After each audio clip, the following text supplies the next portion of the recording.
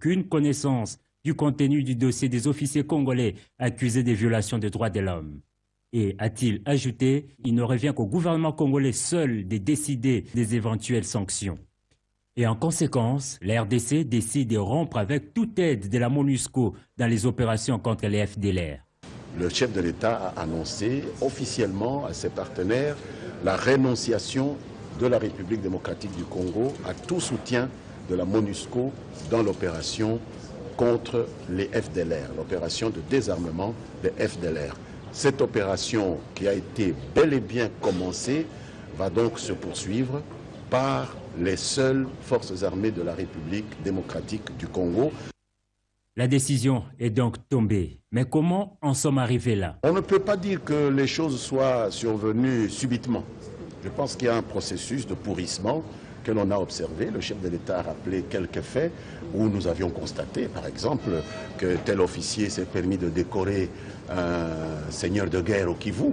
Mais nous avons traité cela entre partenaires. Nous n'avons pas fait de la communication publique pour ne pas humilier nos partenaires de la MONUSCO. On a signalé plusieurs autres cas de mauvais comportement qui ont été observés de la part de certains de nos partenaires, mais tout cela a été traité de manière responsable. Par ailleurs, au sujet du comportement général du corps diplomatique, le président de la République a rappelé un certain nombre de principes pour le respect mutuel. L'ONU devrait démobiliser au moins 2000 hommes au sein de la mission onusienne en République démocratique du Congo. Le président Joseph Kabila lui-même avait demandé de réduire la présence de ses troupes dès cet été. En République démocratique du Congo, l'ONU veut réduire sa force militaire d'environ 10% de ses effectifs. Le secrétaire général de l'ONU, Ban Ki-moon, a recommandé ce mardi de réduire de 2000 hommes la MONUSCO. Malgré la persistance des rébellions dans l'Est, l'idée est d'avoir une force réduite mais plus réactive, comme nous l'explique Ibrahim Ndiaye. Réduction du bataillon de la MONUSCO en République démocratique du Congo. Le secrétaire général de l'ONU, Ban Ki-moon, a annoncé ce mardi 6 janvier la réduction du nombre de soldats de l'institution. Ils devront passer de 20 000 hommes à 18 000 casques bleus. Pour les autorités de Kinshasa, cette décision reflète la solidité de l'armée nationale du pays. Je peux vous rappeler déjà que le commandant suprême de l'armée congolaise, le chef de l'État, est celui qui a lancé l'idée d'une réduction progressive des unités de la MONUSCO. Il n'a pas demandé qu'on les retire complètement, mais ils ont 20 000 hommes et l'idée c'est qu'on commence à les retirer parce qu'il y a quand même une certaine montée en puissance des forces armées de la République démocratique du Congo et qu'au fur et à mesure, il va être absolument indispensable qu'on pense à mettre fin à la présence de la MONUSCO au fur et à mesure que l'armée congolaise retrouve ses capacités. Donc pour l'instant, je suis tout à fait d'accord avec le secrétaire général lorsqu'il dit qu'il est temps de donner à la MONUSCO, à la force MONUSCO, plus de robustesse, plus d'agilité et plus d'efficacité. Parce que nous avons toujours eu à dire que la MONUSCO pouvait mieux faire que ce qu'elle fait maintenant. Pour de nombreux observateurs, des raisons financières expliqueraient cette décision. En effet, la mission de l'ONU en République démocratique du Congo est vue comme l'une des plus chères au monde et se chiffre à $1,5 milliard par an. La décision de réduire les forces de la MONUSCO, de passer de 20 000 à 18 000 hommes en RDC, est une bonne décision. D'abord parce que cette force n'avait pas beaucoup de travail. Si on tient compte, disons, des problèmes qui étaient en RDC, on sait bien que c'est plutôt la brigade d'intervention qui est composée par des Tanzaniens, Sud-Africains, des Malawites, qui fait vraiment le grand travail, notamment contre les forces et les milices qui se trouvent dans la sous-région. Et on peut même dire que la réduction n'est pas assez conséquente parce que c'est une force qui n'a pas désarmé notamment les groupes qui viennent, le FDLR, le FNL qui est en cours. Il y a d'autres groupes aussi comme ADC. Donc c'est vraiment à se poser la question si cette force mérite d'avoir tant de dépenses, des dépenses qui dépassent de loin le budget de l'armée congolaise. Les forces des Nations Unies sont présentes dans le pays depuis 15 ans. Les premiers casques bleus sont en effet arrivés en République démocratique du Congo en 1999. Nous sommes tous des citoyens et nous devons sauvegarder l'unité nationale.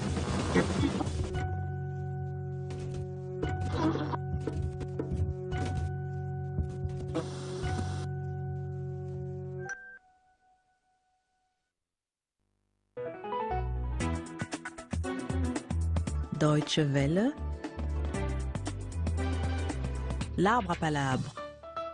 Bonjour. Après l'expiration de l'ultimatum donné aux forces démocratiques de libération du Rwanda, FDLR, les regards sont tournés vers la communauté des États d'Afrique australe, SADC, et les pays de la conférence internationale sur la région des Grands Lacs, CIRGL.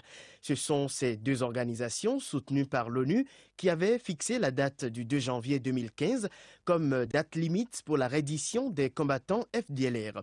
Mais le groupe rebelle originaire du Rwanda est accusé d'être responsable de nombreuses exactions dans l'est de la RDC, ne s'est pas plié, puisqu'à la date du 2 janvier, quelques 350 combattants seulement s'étaient rendus. Piètre résultat, le Rwanda s'impatiente, le gouvernement congolais promet de réagir sous peu. La force de l'ONU en RDC, la MONUSCO, attend visiblement que l'armée congolaise prenne l'initiative d'une opération contre les FDLR. Quant à la SADC et à la CIRGL, elles annoncent une réunion pour la semaine prochaine en vue de décider de l'attitude à tenir. Pourquoi ce vide malgré la fin de l'ultimatum? 3 invités pour en débattre avec nous. Laurent Congoli, avocat de profession, ancien ambassadeur du Rwanda près le Canada, ancien vice-président de l'Assemblée nationale, et vous êtes actuellement membre de la Commission nationale des droits de la personne du Rwanda. Monsieur Congoli, bonjour. Bonjour, bonjour. Colette Breckman, journaliste au quotidien belge Le Soir, spécialiste de la région des Grands Lacs. Madame Breckman, bonjour. Bonjour. Je précise que vous connaissez très bien cette région. Vous avez été auteur, ou vous êtes auteur, de plusieurs livres sur cette région des Grands Lacs. Nous serons rejoints dans le courant de cette émission par Omar Kavota, porte-parole de la société civile du Nord Kivu.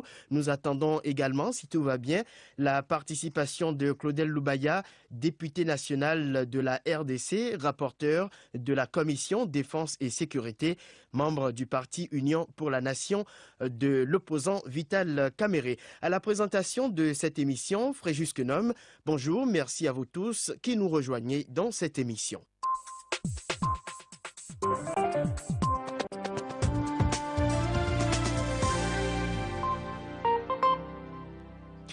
Ma première question à Monsieur Laurent Congoli, comment parlez-vous des FDLR? Comment est-ce que vous présentez cette rébellion très brièvement pour commencer?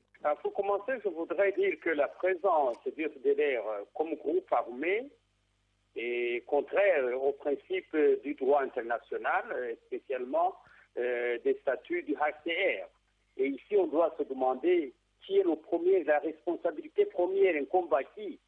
De mon point de vue, la première responsabilité incombe au gouvernement de la République démocratique du Congo, parce que le statut de réfugié est connu. S'ils sont là comme réfugiés, ils ont des droits comme des réfugiés, mais ils ont aussi des obligations, je dirais même des interdictions.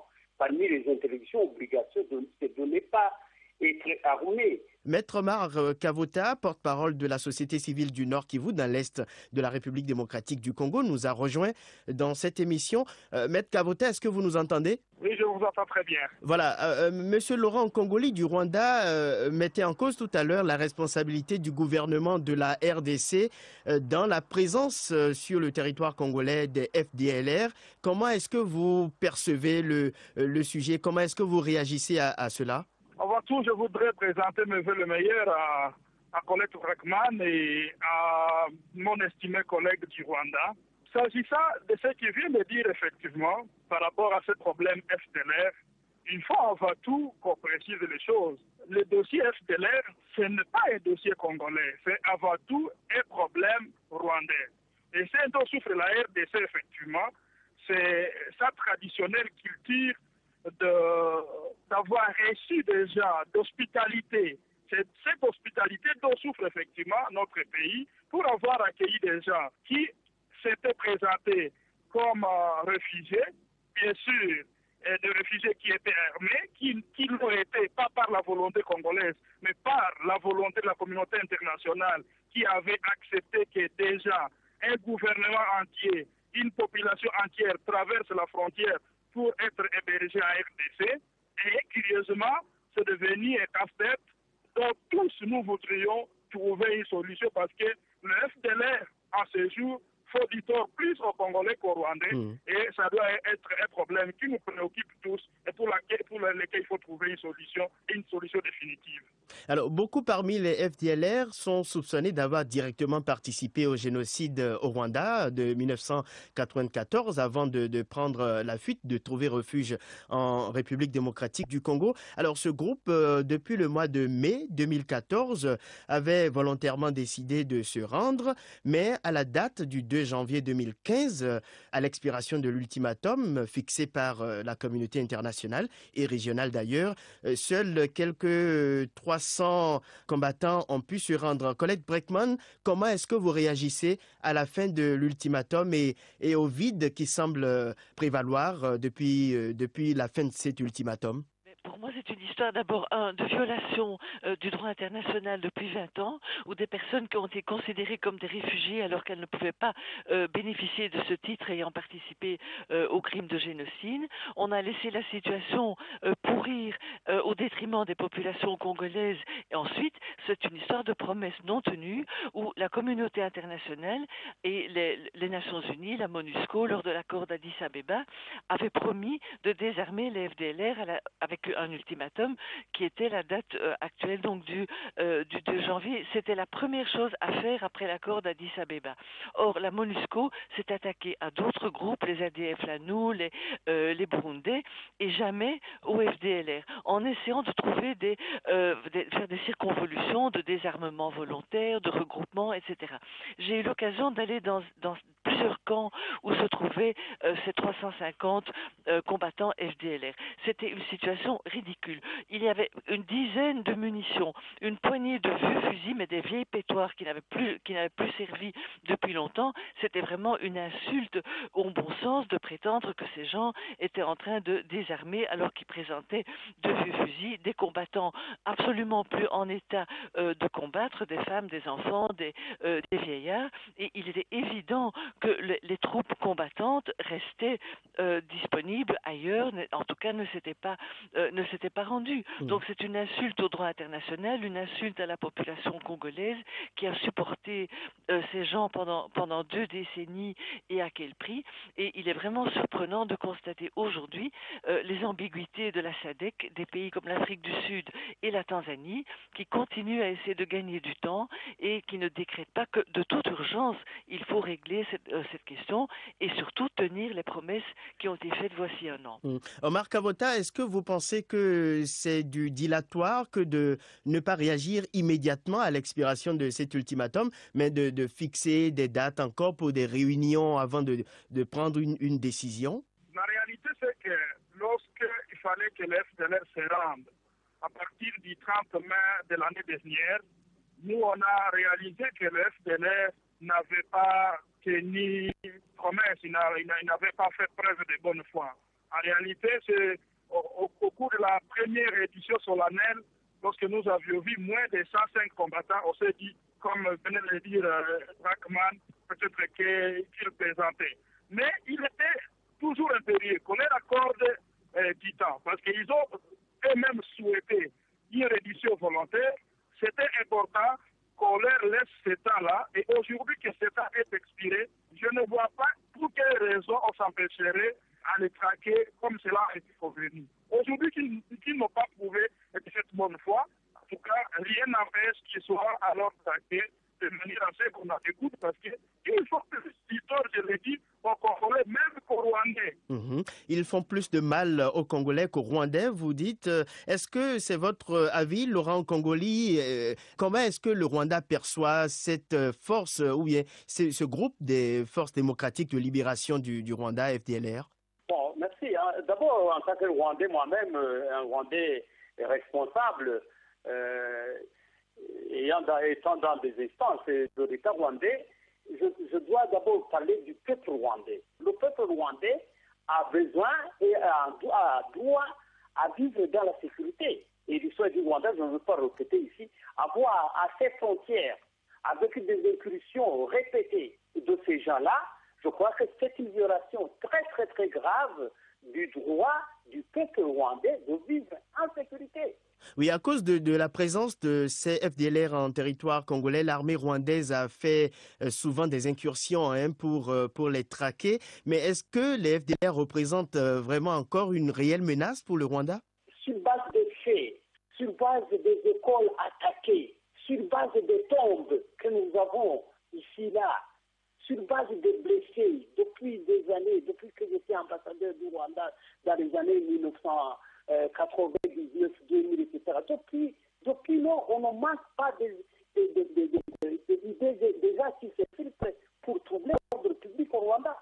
Même quand c'est un seul qui s'infiltre, même quand c'est deux. Et en tout cas, cette présence, cette hantise, c'est quelque chose qui pour moi, viole le droit du peuple rwandais. Colette à vivre tranquille. Oui. Et surtout, avoir, moi qui ai fait des cours primaires, même l'université au Congo, à Kinshasa notamment, revoir revivre des bonnes relations entre les deux peuples, frères, frontaliers. Colette Bretman, le Rwanda, je le mentionnais tantôt, est particulièrement impatient après l'absence d'action suite à l'expiration de l'ultimatum. Comment est-ce que vous comprenez l'impatience du Rwanda? Mais je la comprends très bien parce que ça dure depuis 20 ans. Alors quand on dit qu'effectivement ils ne sont plus très nombreux, ça veut dire, vous l'avez dit dans votre introduction, qu'il y a tout de même à peu près entre 2000 et 3000 éléments. Or, ces gens sont repris sur la liste des organisations terroristes. Aujourd'hui, vous avez vu l'émotion qui se passe en France. Si vous dites aux Français, vous avez 3000 éléments terroristes à la frontière de votre pays qui vous menacent, demandez aux Français si 3000, ce n'est pas un grand danger. Eh bien, le Rwanda, qui est un pays beaucoup plus petit, perçoit cette organisation comme un danger pour sa population, un danger d'attaques terroristes, d'attaques d'écoles, d'enfants, et tout ça, et qui peuvent recruter, et tout ça, et qui ont gardé, et ça ils le disent très bien, qui ont gardé une hiérarchie, un mode opératoire agressif, et surtout une idéologie. Et lorsqu'on me dit que dans ces 3000, beaucoup sont nés après le génocide, ou ont grandi par la suite dans les camps de réfugiés, c'est vrai que beaucoup sont jeunes, mais ils ont grandi dans cette idéologie. C'est de cela qu'ils sont imprégnés, et leur projet politique est toujours le même, c'est renverser le régime en place à Kigali, et c'est poursuivre l'œuvre qu'ils avaient menée durant les 3 mois du génocide. Donc évidemment, du point de vue rwandais, je comprends parfaitement cette impatience. Cela étant, je pense que le Rwanda aussi doit verrouiller mieux sa frontière, et j'ai parfois le sentiment que certaines personnes, certains de ces FDLR qui ont été rapatriés via Mutobo, le camp de démobilisation, ne trouvant pas de travail ou ne se sentant pas bien au Rwanda ou Dieu sait quoi, sont retournés au Congo, et que donc il y a eu des mouvements d'aller-retour qui fait que ce vivier de 3000 ne se vide pas, parce que certains qui rentrent au Rwanda retournent après au Congo. Là aussi, il y a un problème.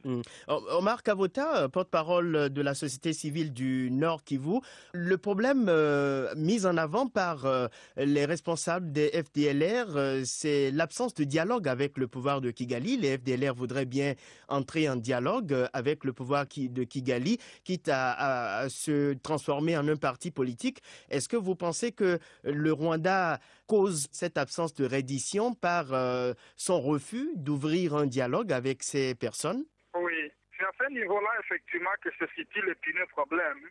Lorsque Kigali ferme hermétiquement ses portes pour négocier avec ses concitoyens, il faut avoir tout conscience que les FDLR sont des citoyens rwandais et que, contrairement à ce que soutiennent certains pessimistes, il n'y a pas que de FDLR qui ont tué, qui ont participé au génocide de 1994 au Rwanda. Il y a aujourd'hui des jeunes qui sont nés, qui n'ont rien à voir à tout cela, bien que Mme Colette Bretman ait parlé d'une certaine idéologie qui se soit développée. On ne peut pas le faire non plus par présomption.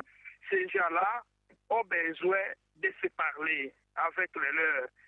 Ils ont besoin que leur gouvernement leur ouvre la porte. Je pense que l'expérience congolaise que vous savez, vous tous, peut être assez éloquent à ce sujet.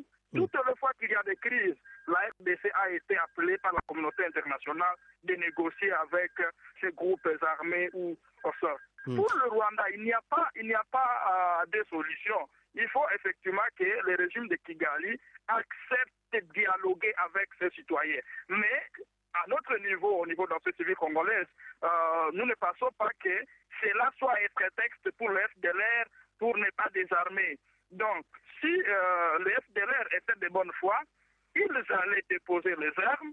En déposant les armes, ils feraient déjà un pas en avant pour dire voilà, nous sommes regroupés et nous réclamons un dialogue avec Kigali. Tout le monde les comprendrait. Et c'est à ce niveau-là que nous sommes en train d'encourager le FDLR qui n'ont rien à voir avec ces génocides, à ne pas passer leur temps dans la forêt, à pouvoir se rendre et exiger une ouverture politique. Cette ouverture politique ne doit pas être fermée et ne doit pas non plus paraître comme une faveur. C'est un droit pour le peuple d'une même nation à se parler, à se pardonner le cas échéant et à reconstruire l'ensemble des nations. Je repose la question à vous, Monsieur Laurent Congoli. Pourquoi le Rwanda refuse-t-il d'entrer en dialogue avec les responsables des FDLR? Merci pour la question. Je crois que le dialogue, les gens se rencontrent au dialogue pour résoudre un véritable problème. Quand je vois les quantités, le nombre important d'FDLR déjà retournés au Rwanda, qui ont des occupations, qui sont carrément réintégrés, à part une infime minorité, quelques-uns peut-être qui sont retournés là-bas, et que les droits sont respectés, je crois qu'à ce moment-là, même au point de vue du droit international humanitaire, il n'y a aucune justification d'un tel dialogue, et surtout pas une justification de se faire armer, parce qu'il n'y a pas de droit des Rwandais, qui qu'ils soient, y compris les CFDR qui retournent ou qui retourneraient. À ce moment, on dialogue pour résoudre un problème réel. Il n'y a pas un problème réel à résoudre. Même les problèmes, s'il y en avait, on les résout à ce dialogue. Nous avons même dernièrement le dialogue national qui est ouvert à tout le monde, même les gens qui viennent de l'étranger, qui a empêché les FDLR de venir aussi dans ce dialogue qui est ouvert à tout le monde. Dans le temps, c'était nécessaire, mais aujourd'hui, ça ne se justifierait en aucun cas, puisqu'ils ont la parole, ils ont le droit de parler, de s'exprimer comme les autres Rwandais, comme je m'exprime moi-même, pourtant en étant chez eux au Rwanda. Mais le pouvoir de Kigali s'est souvent opposé à ce dialogue, considérant les FDLR comme un groupe terroriste. Colette Breckman, quel est votre point de vue sur le dialogue qui devrait se tenir entre le pouvoir de Kigali et les forces démocratiques de libération du Rwanda? Moi, je pense que certainement, on peut espérer qu'il y ait une ouverture de l'espace politique au Rwanda, qu'il y ait moins de répression ou de contrôle des opposants, des partis politiques, etc., qu'il y ait une vraie ouverture intérieure. Mais demander à Kigali de négocier avec les FDLR, ça me paraît insensé, parce que je reviens avec cela. Les FDLR sont les héritiers de la LIR, sont les héritiers de ceux qui se sont réfugiés au Congo en 1994 après le génocide, qui ont formé successivement le Rassemblement pour le retour des réfugiés, l'Armée pour la libération du Rwanda. Aujourd'hui, ça s'appelle les FDLR.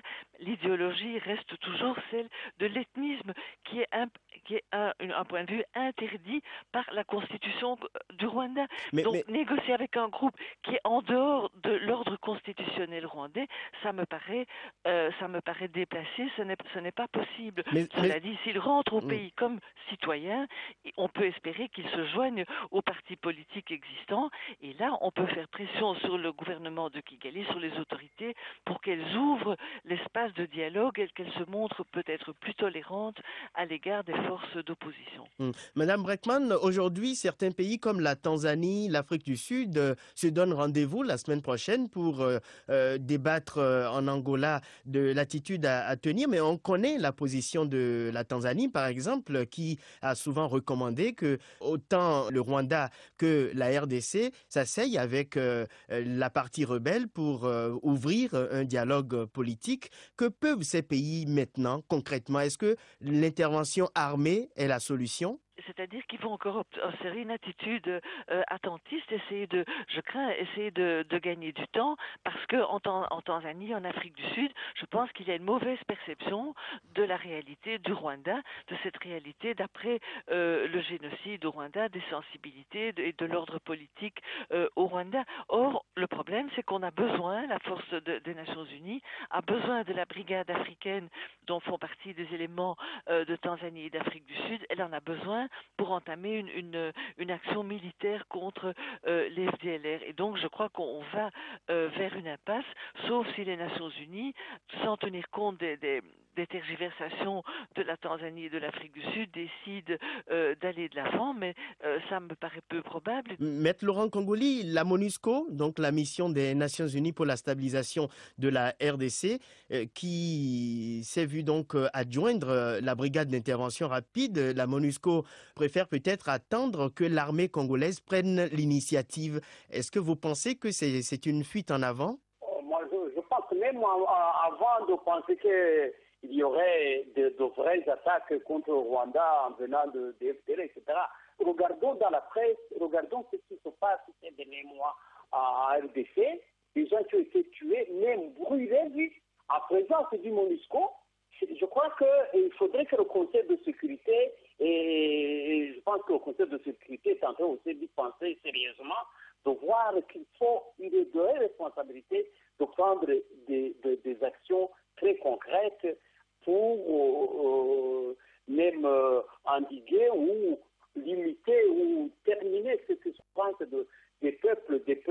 Est-ce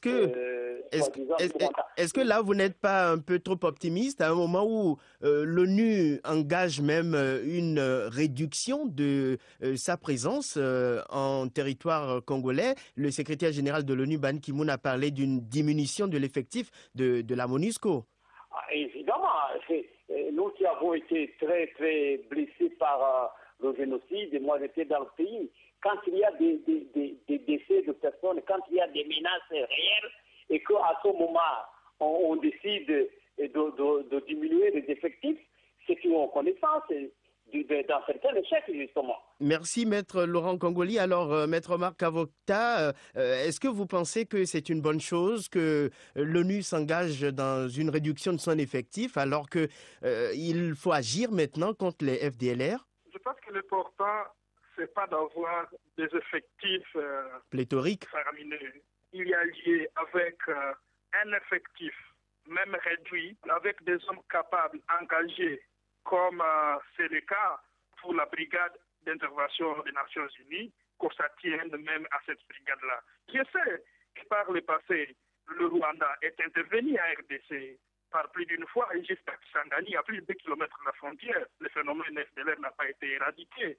Par d'autres occasions, des opérations conjointes, FRDC et FRDC et RDF en RDC, toujours le phénomène n'a pas été éradiqué. Aujourd'hui, avec les Nations Unies, voyons voir ce que pourra produire cette brigade d'intervention des Nations Unies, dont les efforts seront couplés à ceux de l'armée congolaise. Je pense, nous pouvons être confiants, même si les Nations Unies pouvaient réduire de ses effectifs, je pense que c'est insignifiant cette réduction, qu'on puisse dire qu'à la suite de cette réduction, que ça pourra influer énormément sur l'ensemble des opérations de la MONUSCO. Nous voudrions aussi que nous soyons libérés de la MONUSCO. Donc lorsqu'il y a un retrait progressif, c'est pour nous et nous fait soulagement à RDC. Mais l'armée congolaise qui a acquis des capacités ne peut plus le démontrer à ce jour, et la brigade d'intervention des Nations Unies, s'ils sont engagés à mettre fin à ces phénomènes FDLR,